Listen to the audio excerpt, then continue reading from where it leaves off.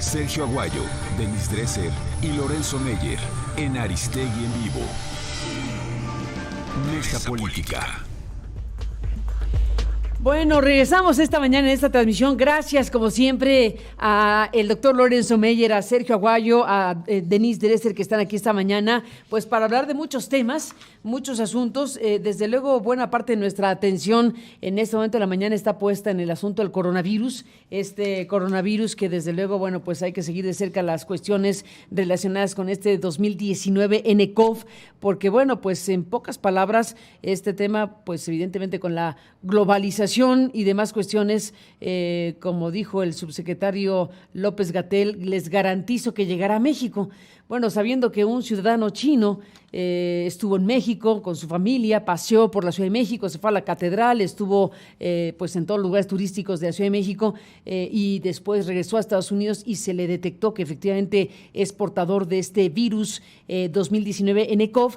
Nos tiene que tener a todo mundo pues en alerta, sin una psicosis, pero sí en alerta por todo lo que significan estos asuntos. Y bueno, pues está el tema también, Lorenzo, Sergio, Denise, buenos días a los tres, bienvenidos, gracias por estar aquí. El arranque de la agenda legislativa que pues ya perfila varios temas importantes. Les propongo abordar algo de eso esta mañana, si les parece. Van a haber discusiones acerca de el outsourcing, va a haber discusión acerca de las plataformas digitales, está también lo que el PAN está proponiendo, que es la modificación pues de los ejes económicos del país por el no crecimiento, que también es una de las noticias más importantes, y demás cuestiones. Y desde luego está, Sergio, el caso Sergio Aguayo, que ha llegado a niveles muy importantes, y te propongo que iniciemos esta mañana con eso, con el estado de las cosas, de lo que ha significado un caso como el tuyo, que ha desatado una gran solidaridad y una respuesta también del Poder Judicial, que es el anuncio que se dio la semana pasada de que el ministro Gutiérrez Ortiz Mena pues anuncia que propone la atracción del amparo tuyo para resolver el caso de este exgobernador de Coahuila, Humberto Moreira, y expresidente del PRI, que pretende que le pagues 10 millones de pesos y si no lo haces podrían embargar tus bienes para que se paguen esos 10 millones de pesos, y el comportamiento de varios de los eslabones del Poder Judicial. Sergio, estamos frente a un caso que ha tomado por fortuna una gran notoriedad, que ha tomado una gran fuerza en la opinión pública, y estamos a la espera pues de que la Corte resuelva un tema de esta naturaleza. Cuéntanos, Sergio, ¿cómo va? También, pues, tres reflexiones. La primera, aprovechar este espacio para lanzar un mensaje de agradecimiento que empieza con ustedes tres, con Lorenzo, Denise y tú, que no han quitado el dedo del renglón durante la semana y que se han sumado o han encabezado, en algunos casos, a colegas de diferentes medios de México y el extranjero, inquietos por las repercusiones que tiene mi caso para el gremio periodístico. En segundo lugar, estaría, ya lo mencionaste, la decisión del ministro Gutiérrez Ortiz Mena, que sí es extraordinaria en términos de que la Suprema Corte decide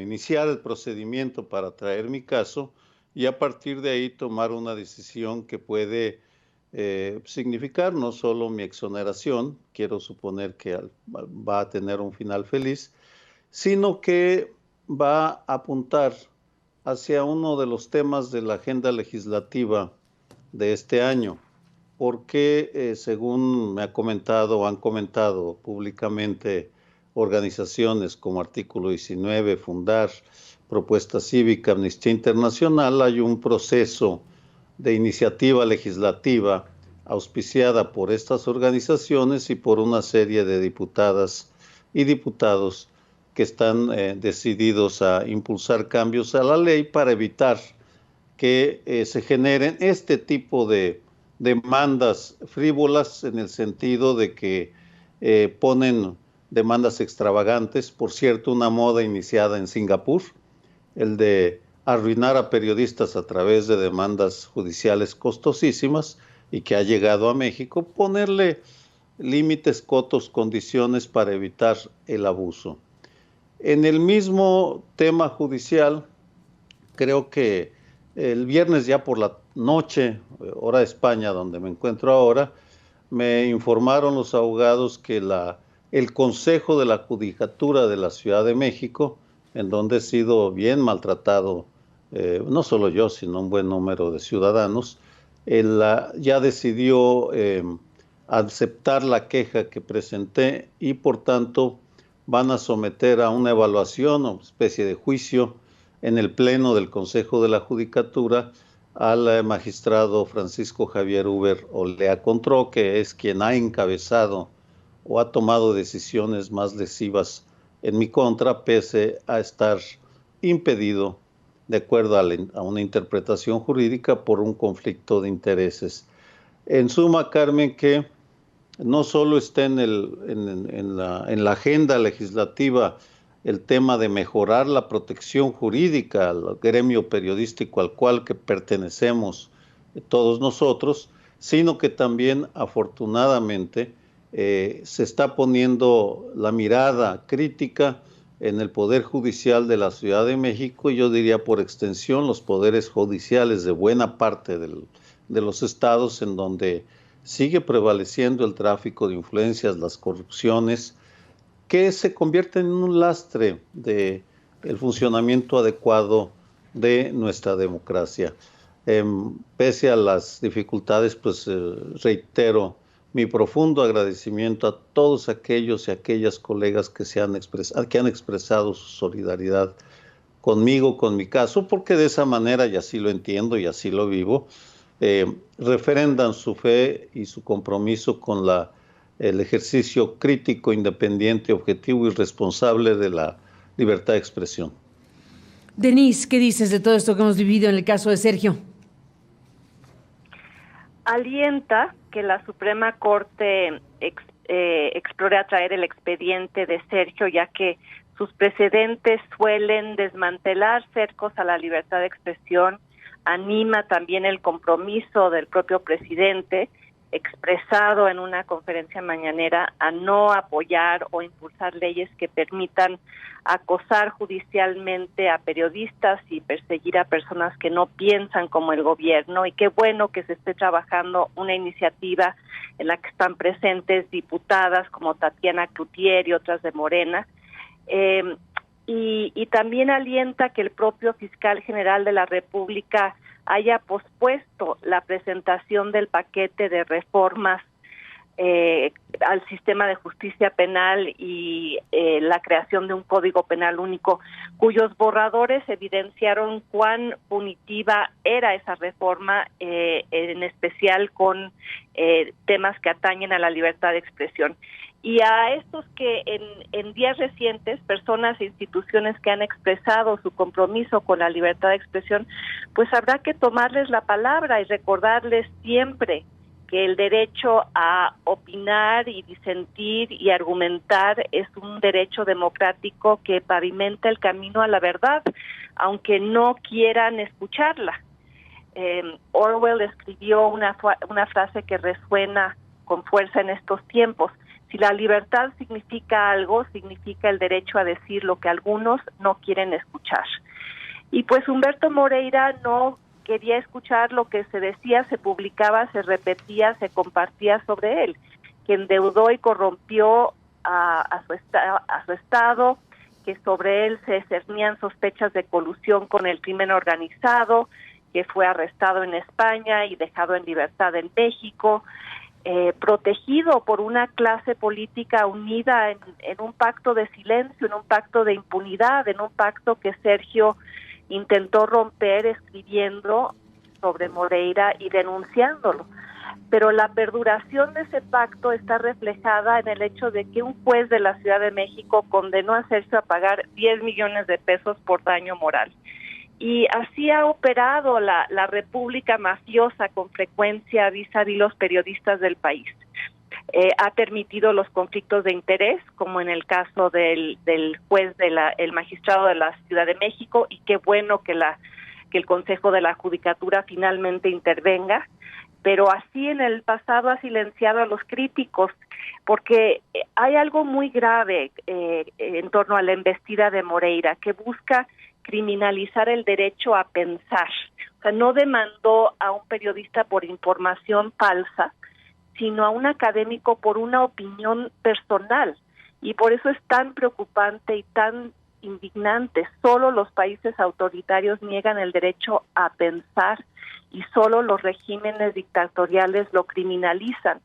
En el caso de Sergio, y qué bueno que han surgido expresiones de solidaridad y revires, porque ahí se juega el derecho de disentir, de criticar, de opinar para todos, porque la sola existencia de la demanda trae consigo un efecto inhibidor, lleva a que cualquier columnista, cualquier tuitero, cualquier conductor de radio o televisión se vea sujeto a algo similar, y de esa manera surge la autocensura, la mordaza colocada por miedo a ser demandado, temor a ser penalizado, angustia ante la posibilidad de perder el patrimonio o ver cómo lo embargan. Y si en el pasado el poder controlaba la prensa crítica a través del chayote o el control del papel para la publicación en los periódicos, ahora lo controla con magistrados a modo y con sentencias parciales o desproporcionadas, con la utilización de la legislación que no tasa el daño moral y que le permitió a ese magistrado determinar la compensación de forma arbitraria. Sergio Aguayo ha sido víctima de un exgobernador, pero también de un poder judicial al cual la transformación aún no llega. Entonces hay que estar alertas por el caso de Sergio, pero también ante cualquier intento en el futuro por limitar derechos democráticos que ha costado mucho trabajo expandir. En un país donde se suele asesinar a un periodista casi cada mes, urge mayor protección, no mayor hostigamiento, Carmen. Ni más ni menos. Lorenzo, bueno, para cerrar esta parte de la mesa, ¿qué dirías tú de lo que ha sucedido? Bueno, cosas francamente no tan fáciles como que se abra una investigación al propio magistrado, a esta parte del eslabón judicial que ha formado el caso, ha formado parte del caso Aguayo. ¿Qué dices, Lorenzo, sobre este tema? Bueno, ya lo han dicho lo principal Sergio y Denise. A mí solo me resta señalar que es una lástima, porque lo conozco, porque somos amigos desde hace décadas, que le haya tocado a Sergio, pero por otro lado, si no fuera por mi conocimiento personal, diría yo que tiene una cosa positiva. Si le hubiera tocado a un columnista de menor envergadura, quizá de un estado, de un periódico chiquito en alguna capital estatal, las cosas no hubieran pasado así. Esto es como una vacuna que tiene una reacción. Al pobre de Sergio le ha tocado vivir con cierta angustia durante un buen tiempo, años, esta demanda de Moreira. Pero afortunadamente ahora al que le debe de estar costando es a Moreira. Si lo que él se proponía era un castigo ejemplar porque alguien dudaba de su honorabilidad, bueno, ahora es cosa de todos los días hablar de él, del endeudamiento que le causó a Coahuila y de... hay cosas que no se han hablado mucho, pero deberían también de hablarse. ¿Por qué? ¿Por qué la inquina contra Sergio? Bueno, pues en buena medida, esta es una explicación de Sergio que yo comparto, porque se puso a investigar uno de los crímenes más notorios de los carteles del narcotráfico que tuvo lugar en Coahuila, en el estado de los Moreira, porque bueno, son dos. También qué cosa más extraña que un hermano le deje la gubernatura al otro hermano, pero bueno, son polvos de los lodos priistas. Entonces, por andarse metiendo en una de las de los ejemplos de lo peor que ha sucedido en México en los últimos tiempos, que es esta ola de violencia, de crimen y de la relación entre autoridades y criminales, se le fue encima a Sergio. Pero creo que ahora lo está pagando. No le van a dar los 10 millones. Le va a dar, este caso, una publicidad negativa, muy negativa a Moreira. Ahora, el magistrado al que le llaman también el magistrado Ferrari, etcétera, que impuso los 10 millones, yo no tengo ninguna confianza en la judicatura.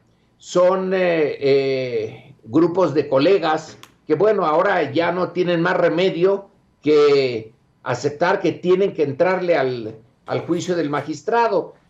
Pero es que todo el conjunto de procuración de justicia en México, y en este caso en la Ciudad de México, pues está corrompido, y no es fácil pasar de una etapa en donde por años y años y años se usó a ese poder judicial.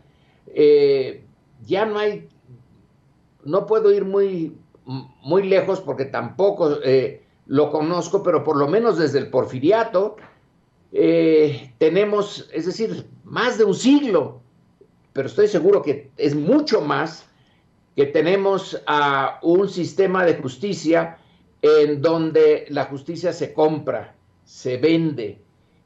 Lo de Sergio es nada más un caso de muchísimos. Basta hablar con amigos o familiares en donde salen los nombres de jueces, de magistrados, de las cantidades de dinero que pidieron. Esto va a costar sangre, sudor y lágrimas componerlo, y mucho tiempo. Pero en fin, todo me indica, espero, confío en que este caso en particular resulte un tiro por la culata para el exgobernador de Coahuila, expresidente del PRI, y para el magistrado que, en fin, con la mano en la cintura, 10 millones de pesos. Es un ejemplo de algo que ha de suceder con muchísima frecuencia en nuestro país. Estos ejemplos, bueno, hacerlos notorios y que sean una presión en algunos de los puntos, que son cientos de puntos donde hay que cambiar las cosas. Van a ir muy lentos los cambios, pero bueno, por algún lado se tiene que empezar, y concluyo diciendo, lamento lo que le haya pasado a Sergio, pero por otro lado, tiene su aspecto positivo que le haya pasado a él, porque movilizó una opinión y unas presiones que quizás si le hubieran pasado a otro no sería tan fácil de haber expuesto esto como un ejemplo de una cosa tan podrida en el sistema político y judicial de México, y que a la hora de exponer esta pudrición, bueno, se puede empezar a tomar medidas para sanarla. Pues mucho de esto es lo que tendría que estarse discutiendo precisamente en este momento, cuando vemos, Denise, Sergio Lorenzo, que se perfila ya la agenda legislativa, y dentro de la agenda legislativa en este nuevo periodo, pues está este asunto del cual hemos hablado muchísimo, que es una reforma al poder de la justicia.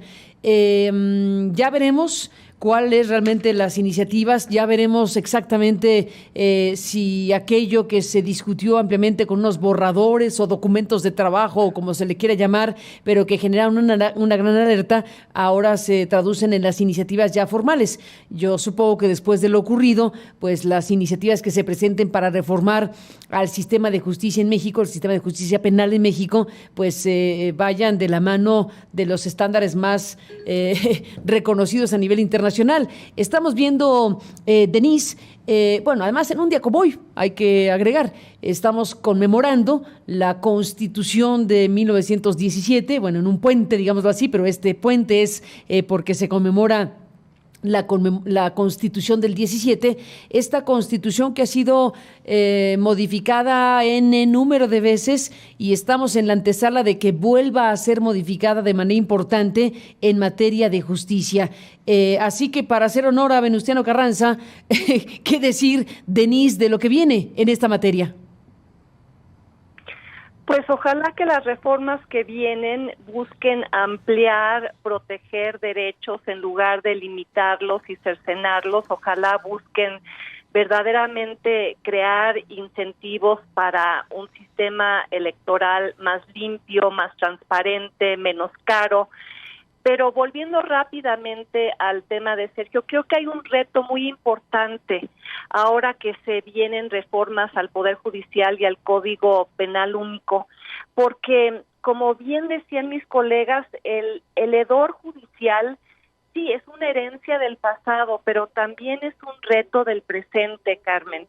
Y ojalá la cuarta transformación no se convierta en la cuarta criminalización, porque esos documentos de trabajo filtrados por la Fiscalía General de la República preocupaban precisamente por su carácter punitivo, porque hubo alguien o un grupo, no sé si el consejero jurídico, si el fiscal, miembros del equipo del fiscal, que habían pensado presentar iniciativas regresivas, porque ahí en esos borradores se volvía a considerar a la difamación como un delito que podría llevar a la cárcel. Ahí se revivía algo que se había derogado después de que Lidia Cacho denunció la corrupción y la pederastia.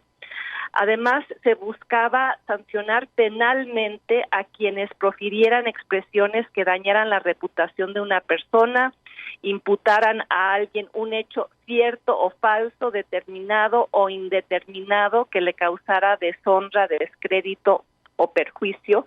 Adicionalmente, se pensaba penalizar toda manifestación o expresión dolosa que tenga por objeto desprestigiar, ridiculizar o destruir las instituciones fundamentales del país. Entonces, a la cárcel con cualquiera que dañara el honor de alguien, que se sintiera dañado aunque no se hubiera podido comprobar el hecho. O sea, hubiera sido el caso Moreira contra Sergio, pero con esteroides. A la cárcel con cualquiera que criticara el comportamiento de un funcionario o de una institución, y el poder mismo hubiera colocado el bozal. Esperemos que esta reacción, que ese compromiso del presidente expresado la semana pasada, termine de tajo con lo que se quería proponer, porque con esas reglas sí empezaríamos a parecernos a Irán, donde hay 400 periodistas encarcelados, o a Turquía, donde hay 500 comunicadores entambados. Entonces, un gobierno que se dice progresista, ojalá no resucite esas peores prácticas del PRI, pero exacerbándolas. Y ese es el mensaje que mandaría para todas las reformas contempladas en este periodo, que busquen modificar la Constitución, que ojalá sean eso, verdaderamente progresistas, y no un retroceso, una regresión autoritaria a un priismo del cual todavía seguimos tratando de desmantelar la herencia autoritaria que dejó, Carmen. Ni más ni menos, pues en este 3 de febrero, en donde se suspenden labores porque se adelanta la conmemoración del 5 de febrero en conmemoración a la promulgación de la Constitución de 1917, pues Sergio, efectivamente estamos en la antesala de estas reformas a la Carta Magna Mexicana, además de la agenda legislativa, que es bastante amplia. Sí, Carmen, me detengo en dos misterios y una certidumbre. El primer misterio es quién diablos hizo al interior del gobierno de la 4T esa propuesta de reformas, porque es una nebulosa, vamos. Se atribuyó a la Consejería Jurídica de la Presidencia y a la Fiscalía General de la República Luego salió el fiscal Alejandro Gertz Manero para negar expresamente que esos documentos se hubieran elaborado en su oficina. Han seguido saliendo interpretaciones sobre qué sector del gobierno pudo haberlo hecho. Roberto Roca, en su columna para el Universal, asegura que sí salió de la cabeza o las ideas centrales de la cabeza de Alejandro Gertz Manero, pero en fin, esa es la especulación. En segundo lugar, ¿quién fue el filtrador? ¿Quién al interior de la 4T consideró que la mejor manera de frenar la iniciativa, la parte tan nociva de esa iniciativa, era filtrando los documentos que ciertamente despertaron una gran alarma en un buen número de sectores que empezaron a pronunciarse preocupados por lo que era indudablemente una regresión autoritaria?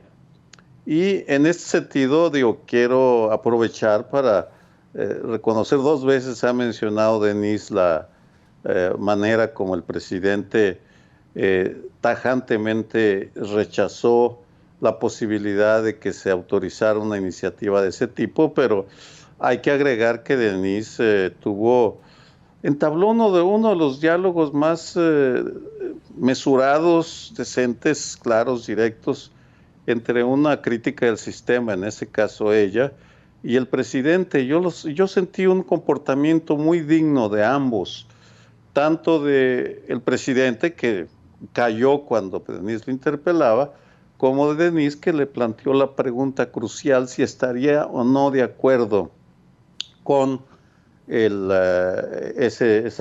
regresión autoritaria de las leyes. En ese sentido, pues la mañanera para mí fue un muy buen momento que demostró que sí es posible establecer una relación respetuosa entre prensa, analistas, columnistas, periodistas y figuras públicas, sin que ninguna de las partes caiga ni en los excesos ni en las descalificaciones. Así que, pues, mis felicitaciones para Denise por esa interpelación tan civilizada. Sí, la transmitimos casi en tiempo real en el momento en que estaba ocurriendo efectivamente este intercambio entre el presidente y Denise en una de las conferencias matutinas de la semana pasada, efectivamente, tal como lo cuenta Sergio. Y bueno, pues Lorenzo, estamos frente a un aniversario más, el próximo 5 de febrero, de esta Constitución del 17. ¿Qué importancia tiene, como historiador, te lo pregunto, Lorenzo, que recordemos una cosa como esta? Tiene bastante, pero yo creo que la mayoría de los mexicanos no la van a recordar ni les tiene con algún cuidado el significado del 5 de febrero. Ya está muy lejos de su vida cotidiana, no debería de estarlo. Desde el encontronazo entre lo que hoy es México y Europa, el poder que ejercieron los colonizadores, la estructura de autoridad de los colonizadores, no tenía un marco constitucional.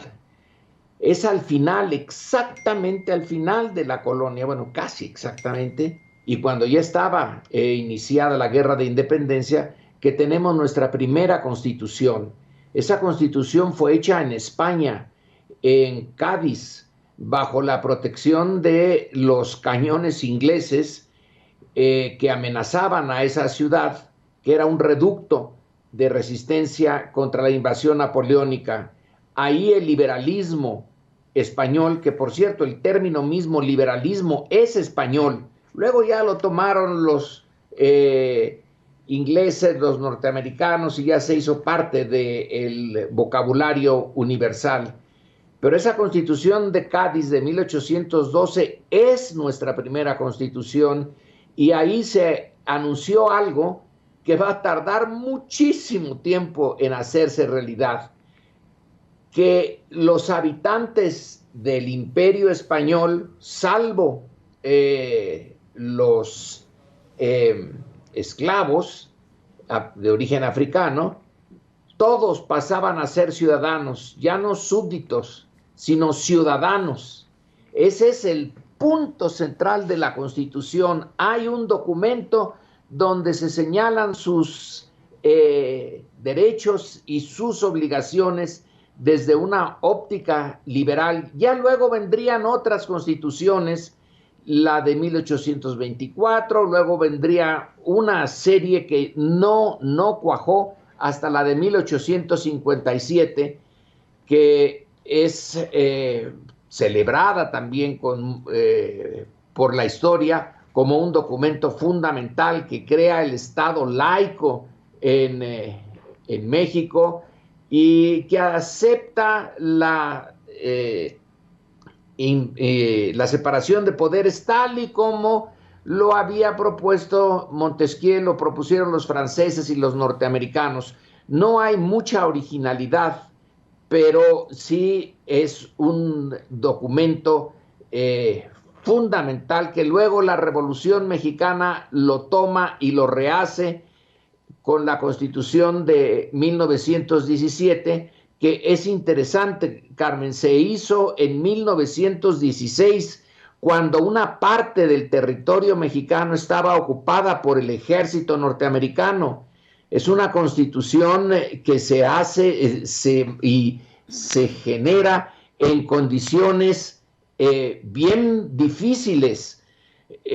Sí, acaban de resolverse el problema entre villistas, zapatistas y carrancistas, y los carrancistas, que son el ala más conservadora de la revolución, son los que tienen la sartén por el mango, pero parte de la sartén la tenían los norteamericanos todavía, que pretenden, pero ya sin mucho ánimo, ponerle unos límites a esa constitución. Pero como estaba la Primera Guerra Mundial y tenían muchas cosas que hacer fuera de México, ya se salieron de México y nos dejaron en paz.